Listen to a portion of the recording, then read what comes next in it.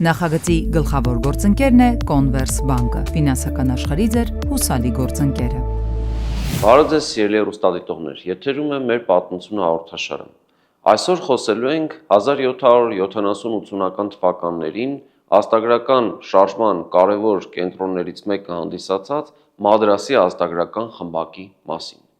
Նրա հիմնադիրն էր հնդկահայ առևտրական խոշոր կապիտալի ներկայացուցիչ Շահամիր Շահամիրյանը։ Նա առաջիններից մեկն էր, որ գիտակցեց, որ հարկավոր է իր ժամանակաշրջանի զանգվածային տեղեկատվության փոխանցման կարևոր գործիքը տպագրությունը օգտագործել իր շահ ազատագրական գաղափարների տարածման, եւ այդ նպատակով նա հիմնեց տպարան, խմբակ եւ իր խմբակի գաղափարները այդ տպարանի միջոցով դարձրեց զանգվածային։ Այսպիսով, այսօր խոսելու ենք Մադրասի ազատագրական խմբակի եւ նրա ղեկավար Շահամիր Շահամիրյանի գործունեության մասին։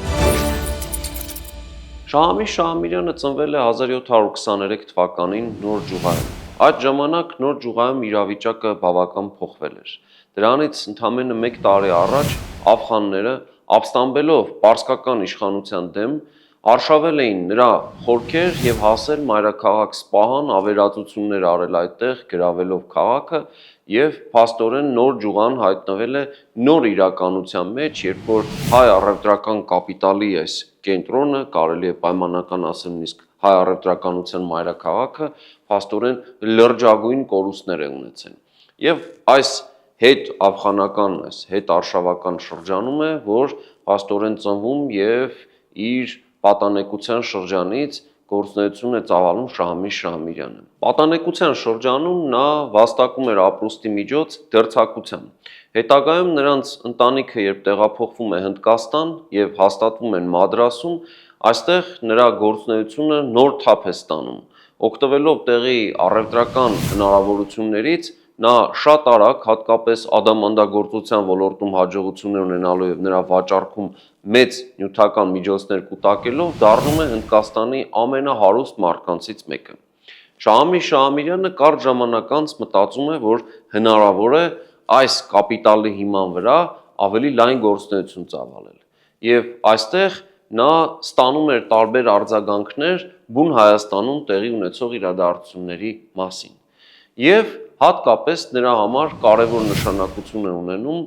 Մովսես Բաղրամյանի հետ ծանոթությունը 1760-ական թվականների վերջին։ Բաղրամյանը, որ ծնունդով Արցախից էր եւ որոշ ժամանակ նա կրթություն էր ստացել նույն Նոր Ջուղայում եւ նորից այդտեղի հայ առևտրականության հետ ծանոթություններ ուներ, այնուհետև տեղափոխվել եւ բնակվել էր Մոսկվայում, ծանոթացել էր այնտեղ Հովսեփ Էմինի հետ, ով դեգերումների մեջ էր Հայաստանի ազատագրության հարցով, եւ ի վերջո 1767 թվականին նա հաստատվել էր հենց Հնդկաստանում եւ հանգամանքների բերումով նրանց զրույցների արդյունքում Շահամիր Շահամիրյանը հանգում է այն եզրակացության, որ Բաղրամյանը կարող է իր երկու զավակների ուսուցիչը լինել եւ նրանց հետ զբաղվել մանկավարժությամբ։ Աստիճանաբար նրա ազատագրական գաղափարները համակում են Շահամիր Շահամիրյանին եւ այս մարդը մտածում է, որ կարելի է իր միջոցները ներդնել Հայաստանի ազատագրության ուղղությամբ որոշակի աշխատանքներ կատարելու համար։ Մեր նախորդ հաղորդումներից մեկի ժամանակ մենք խոսել ենք հնդկահայության միջավայրում եղած սոցիալական առանձնահատկությունների մասին։ Այստեղ բավական մեծ տարածում ունեին անգլիական պարլամենտարիզմի գաղափարները եւ նրանց մոտ բնականաբար հետարքիր նոր մտահանգում է գալիս, որ հայոց պետականությունը վերականգնվելու պարագայում չպետք է լինի միապետության տեսքով, ինչպես որ նախկինում եղել էր, այլ պետք է լինի հանրապետության տեսքով։ Այստեղ հետարքիրն այն է, որ փաստորեն մենք գործ ունենք բրիտանական կայսրության հետ, որտեղ երկրի ղեկավարը միապետն է, բայց միևնույն ժամանակ մենք գիտենք անգլիական պարլամենտի հանգամանքը եւ ընտրական համակարգի առկայությունը, մարդկանց մասնակցությունը ընտրական գործընթացներին եւ ահա այս ամենը բնական է, որ Շահամիր Շահամիրյանի մոտ ստեղծում է այնպիսի մտայնություն, որ պետք է հավասարությունը եւ մասնակցությունը կարևորագույն սկզբունքներից մեկը լինի վերականգնվող հայկական պետության համար։ Ի վերջո 1771-72 թվականներին նրա վճռական ջանքերով նախ հիմնադրվում է տպարան, իսկ այդ տպարանի ստեղծման նախապատրաստության համար նա Եվրոպայում հայթայթում է անհրաժեշտ տեխնիկական միջոցներ, հայկական տառեր ձուլելու, այսինքն կաղապարներ պատրաստելու համար եւ ֆրանսիական մասնագետների նաեւ հրավիրում Հնդկաստան, որպեսզի այստեղ տպարանը հնարավոր լինի կազմակերպել։ Այնուհետև այստեղ լույս է տեսնում առաջին աշխատանքը, այսպես փորձնական տպագրությունը Այբեն Արանը, որ ուսումնական նպատակ ուներ եւ հաջորդ աշխատությունը լույս է տեսնում արդեն 1772-73 թվականներին նոր տետրակ, որ կոչի Որդորակ։ Սա հայ քաղաքական հրապարակախոսության առաջին նմուշն է, յուրօրինակ մանիֆեստ հռչակագիր, որտեղ ներկայացում է հայության անցած ճանապարհը եւ մեր ձեռքբերումները պատմության մեջ եւ հակադրվում է այդ պատմական ձեռքբերումները ներկա իրականությանը 18-րդ դարի երկրորդ կեսի թշվառ իրականությանը բուն Հայաստանում եւ որպես առանձին օրինակներ, որ հնարավոր է հաջողության հասնել, նա նշում էր 18-րդ դարի հայ ազատագրական պայքարի դրվագներ Սյունիքում, Արցախում եւ հատկապես շեշտում էր Խամսայի մելիքությունների հանգամանքը, մելիքություններ Արցախում, որոնք որ 1736 թվականին ստացել էին շահական արքունիքի, այսինքն պարսկական արքունիքի հաստատումը, որ մելիքներ կարող են լինել, բայց միևնույն ժամանակ այս նույն մելիքները 1770-80-ական թվականներին գտնվում էին ծանրագույն վիճակում, որովհետև Արցախում եղբայրասպան պատերազմի արդյունքում հաստատվել էին առաջին անգամ մահմեդական տարի ներկայացուցիչներ եւ Սարաջալու ցեղի առաջնորդ Փանահը ցավոք ստացել էր պարսկական արքունիքի կողմից խանական ճանաչում։ Ցավալին այստեղ այն է, որ պարսկական արքունիքը հովանավորում էր Փանահ Ալիխանին եւ նրա հաջորդ Իբրահիմին, որովհետև նրանք մուսուլմաններ էին եւ նրանք աստիճանաբար օգտվելով այս դավանակից լինելու հանգամանքից պարսկական արքունիքի հետ նույն կրոնի եւ դավանանքի ներկայացուցիչ լինելու հանգամանքից աստիճանաբար մեծացնում էին ճնշումը հայկական մելիքների վրա եւ փորձում էին իշխանություն բանեցնել վերին դիրքից հանդես գալ եւ այս առումով իհարկե բավական բարդանում էր հայ մելիքների վիճակը։ Շահամիր Շահամիրյանը որպես գրքի հեղինակ նշում է որդու անունը, այսինքն տպագրության ժամանակ նշում է որդու անունը, բայց բնականաբար գրքի իրական հեղինակը, հատկապես մտահղացման հեղինակը Մովսես Բաղրամյանն է, ով նրա որդիների ուսուցիչն է։ Այս անձնավորությունը բնականաբար մեծ դեր էր խաղում այս խմբակի գործունեության մեջ եւ նաեւ հետաքրքիր է, որ խմբակի անդամ էր նաեւ Վիգոր Խոջաջանյանը, այն անձնավորությունը, ով սերտ հարաբերություն ուներ Սիմեոն Երևանցի կաթողիկոսի հետ եւ նաեւ հովանավորել էր Էջմիածնի տպարանի հիմնումը, այսինքն Հայաստանի տարածքում առաջին տպագրատան կառուցումը։ Հիմա ստացվում էր այնպես, որ Շահամիր Շահամիրյանը եւ խմբակի անդամները բավական մեծ կարեւորություն էին տալիս պատմական հերոսական անցյալին եւ մյուս կողմից փորձում էին կոչ հնչեցնել երիտասարդների ուղղությամբ, որ նրանք տեր կանգնեն պատմական այդ անցյալին եւ ոտքի ելնեն ապստամբության միջոցով շրջելու հայոց պատմության հետագա ընթացքը։ Նրանք բարձրացնում են հայոց պետականության վերականգնման գաղափարը, անհրաժեշտությունը նշում են այս աշխատանքում եւ բնականաբար այս գրքի օրինակներ մեծ ոգևորությամբ ուղարկում են նաեւ Հայաստան։ Մի կողմից Գանձասարի կաթողիկոսին եւ Արցախի մելիքներին, մյուս կողմից իհարկե ամենայն հայոց կաթողիկոս Սիմեոն Երևանցին։ Սիմեոն Երևանցին այս հարցում բավական զգուշավոր էր։ Նա կարծում էր, որ այդ իրավիճակում ապստամբության բարձրացումը, երբ մենք մեր հայրենիքի տարածքում գտնվում էինք բավական լուրջ սահմանափակումների մեջ եւ անհրաժեշտ էր նախապատրաստվել ապստամբության բարձրացմանը, հենց այս տեսանկյունից նախատեսում էր, որ նախ վերականգնման աշխատանքներ պետք է տանել, օրինակ Արարատյան դաշտում հայ բնակչության տեսակար կշիռը նորից մեծացնել, ենթակառուցվածքներ ապահովել, բանակցություններ վարել, մասնավորապես ռուսական կայսրության արքունիքի եւ եվրոպական արքունիքների հետ, մուսուլման տիրակալների հետ այնպիսի հարաբերություններ հաստատել, որ հնարավոր լինի առավելագույնը անել Հայաստանում մինչև նման փաստորեն գործողություններ իրականացնելը, այնուհետև նոր անցնել ազատագրական պայքարին։ Այսպիսով, այս տեսլականները երկու գործիչների տարբերվում էին, այսինքն Շահամիր Շահամիրյանը ուզում էր բավական արագ եւ շուտ տեսնել այս գործողությունները, իսկ Սիմեոն Երևանցին նախատեսում էր նախապատրաստական զգալի աշխատանքներ։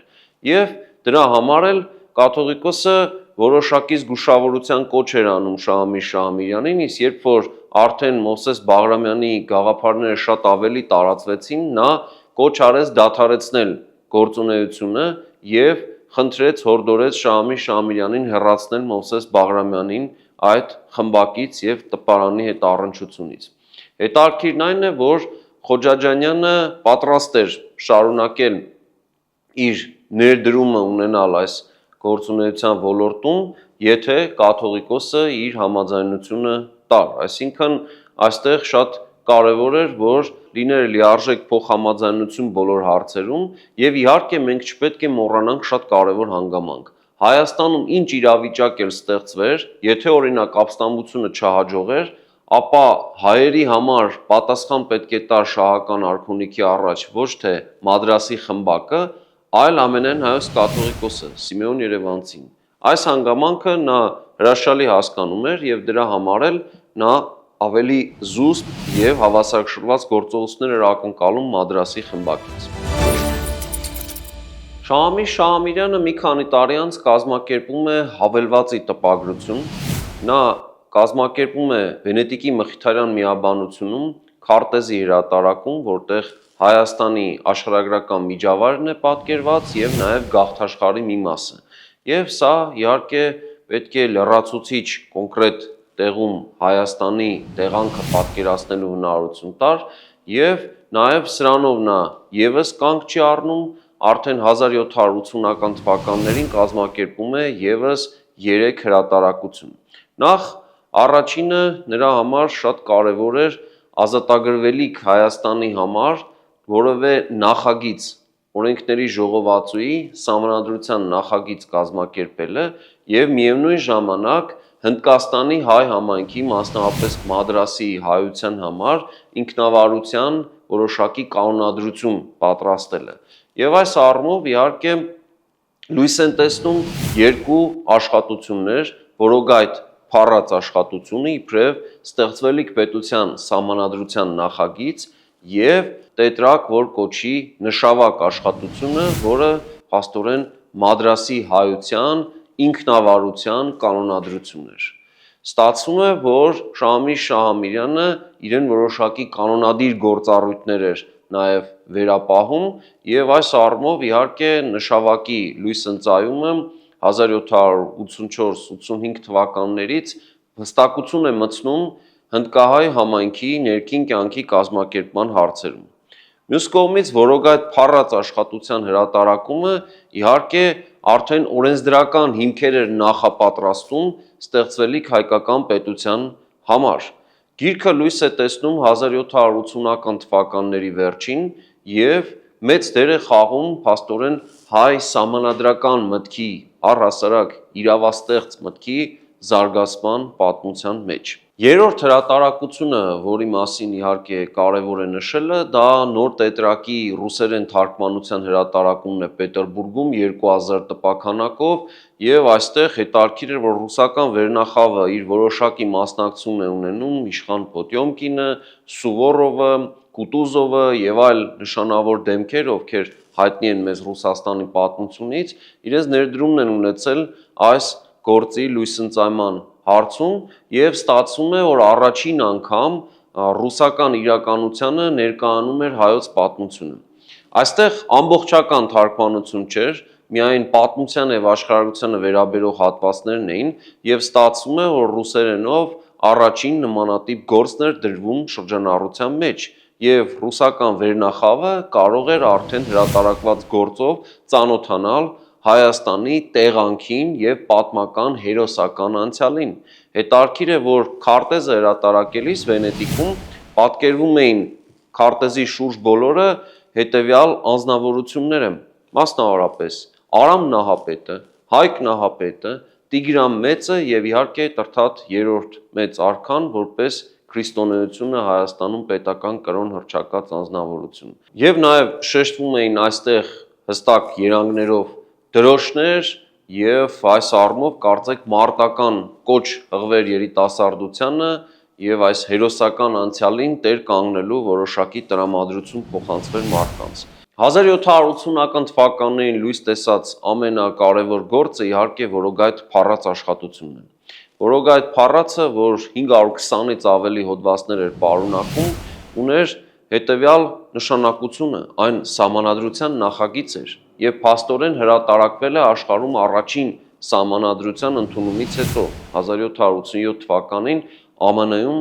ընդունվել է իրենց սահմանադրությունը, սա աշխարհում առաջին նման օրինակն էր եւ իհարկե իր ետևում ուներ անգլիական պարլամենտարիզմի որոշակի ավանդույթները, թեև Անգլիայում սահմանադրություն չկար։ Եվ հետաքրքիր է, որ այս Որոգայթ փառած աշխատությունից միայն 2-3 տարի հետո 1791 թվականին պետք է ընդունվի երկրորդ պաշտոնական սահմանադրությունը, Ֆրանսիական Հանրապետության սահմանադրությունը եւ փաստորեն սահմանադրական իրավունքի պատմության մեջ նաեւ Որոգայթ փառածը բացառիկ նշանակություն ունի։ Այստեղ խոսք է գնում առաջիկա ստեղծվելիք պետության պետական կառուցվածքի մասին, պետական կառավարման համակարգի մասին, դատական համակարգի մասին եւ նաեւ շեշտվում է շատ կարեւոր սկզբունք, որ հանրապետություն պետք է ստեղծվի։ Այսինքն մեր պատմական թագավորությունների փոխարեն պետք է լինի հայկական հանրապետություն։ Հայաստանի հանրապետության գաղափարը փաստորեն դրվում է հենց այս աշխատության մեջ։ Պետականության գաղափարը կար վաղուց եւ այդ պետականության գաղափարը պահվել, փայփայվել եւ փոխանցվել է սերնդեսերունդ Հայաստանյայից առաքելական Սուրբ Եկեղեցու կողմից, իսկ այստեղ լրացուցիչ երանգ էր հաղորդվում անգլիական պարլամենտարիզմից ազդված տրվում էր սահմանադրական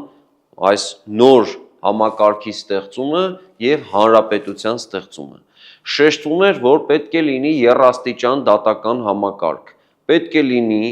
նաեւ եւ օրենսդիր եւ գործադիր իշխանություն, այսինքն տարանջատում պետք է լինի իշխանության թևերի միջև եւ նշում էր, որ երկաստիճան պետք է լինի օրենսդիր մարմինը եւ այս երկաստիճան օրենսդիր մարմնի անվանումը պետք է լիներ հայոց տուն,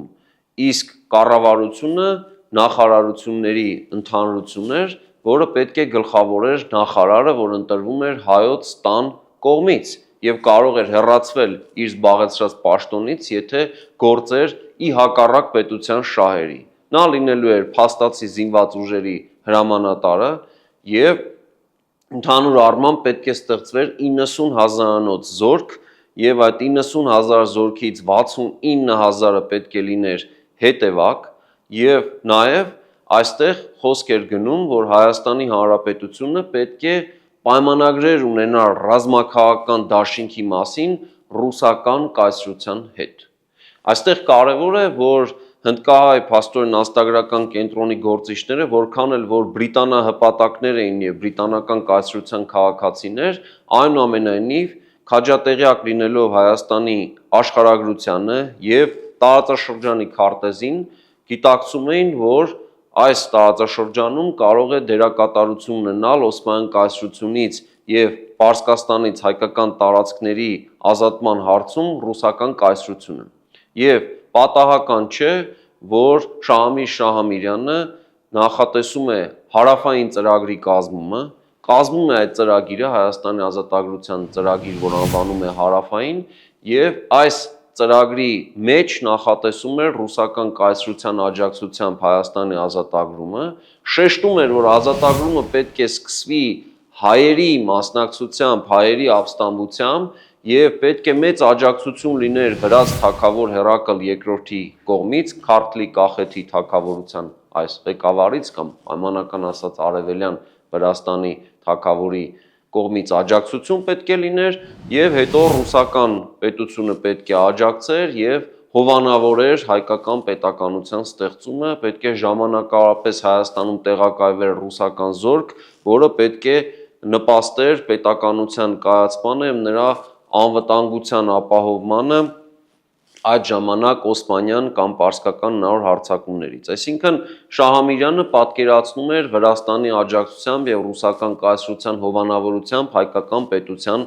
ստեղծումը, որը պետք է այնուամենայնիվ լիներ անկախ, լիներ հանրապետության հաստորեն տարբերակով եւ Հայաստանում չպետք է լիներ ճորտատիրություն եւ նաեւ շեշտում էր մի կարեւոր բան, որ ստեղծվելիք Հայաստանի Հանրապետությունում բոլոր պաշտոնյաները պետք է լինեն հայ առաքելական եկեղեցու հետևորդ։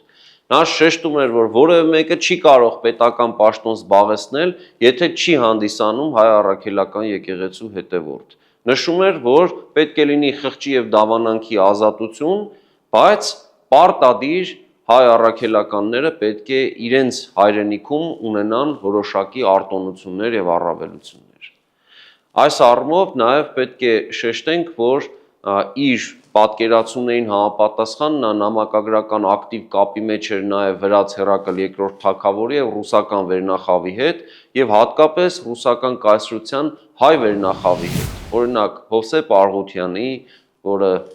ռուսահայոց թեմի առաջնորդն էր, այնտեղ մեծ ազդեցություն ունեցող Լազարյանների ընտանիքի հետ եւ փորձում էր իր գործողությունները որոշակիորեն նրանց հետ համակարգված մեկ գծի մեջ պահել եւ անգամ այն հանգամանքին, որ ամենայն հայոց կաթողիկոս Սիմեոն Երևանցու հետ նրանք ունեին տարաձայնություններ, նա չէր փորձում շրջանցել Սուրբ Էջմիածնի տեսակետները եւ միշտ փորձում էր որոշակի կապ պահպանել եւ հաշվի առնել նաեւ կաթողիկոսի մտահոգությունները եւ անգամ Սիմեոն Երևանցու 1780 թվականին մահվանից հետո փորձում էր այնուամենայնիվ Սուրբ Էջմիածնի հետ որոշակի կապի միջոցով իր աշխատանքները ծավալել։ Շահամիր Շահամիրյանը վախճանվում է 1797 թվականին։ Մահվանից առաջ նա բանակցություններ էր վարում Հերակլ II-ի հետ եւ նույնիսկ պատրաստակամություն էր հայտնում տեղափոխվելու Վրաստան կամ Վրաստանի իշխանության տակ գտնվող հայկական հյուսիսային տարածքներ։ Եվ անգամ Հերակլը պատրաստակամություն էր հայտնում նրան իշխանական տիտղոսով փոխանցել Լոռին։ Այդտեղ տեղափոխվեր Շահամիր Շահամիրյանը իր գործունեությունը այդտեղ ծավալեր, բայց բնականաբար այս ամենը արդեն նրա կյանքի վերջին շրջանում ամենևին իրատեսական որևէ սցենարի մեջ չէին տեղավորվում եւ հատկապես 1795-96 թվականներին մեծ աղետ է լինում մեր տարածաշրջանում եւ պարսկական ներքին այդ արքունական խժդժությունների պայմաններում աղա Մահմադ խանի ավերիչ արշավանքներն են լինում եւ փոթորկված այս ամենից փաստորեն լրիվ փոխվում է տարածաշրջանը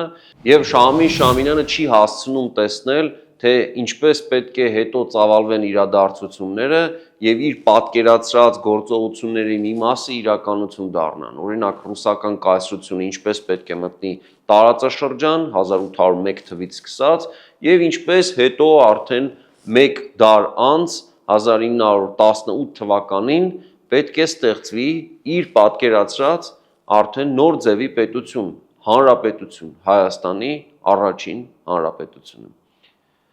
Այսպիսով Շահամիր Շահամիրյանին եւ հնդկահայ ազատագրական պայքարի կարևոր կենտրոն Մադրասի ազատագրական խմբակին նվիրված մեր այսօրվա համարը մոտեցավ իր ավարտին։ Կհանդիպենք հաջորդ շաբաթ մեր պատմությունը հաղորդաշարի եթերում։ Նախագծի գլխավոր գործընկերն է Converse բանկը, ֆինանսական աշխարհի ձեր հուսալի գործընկերը։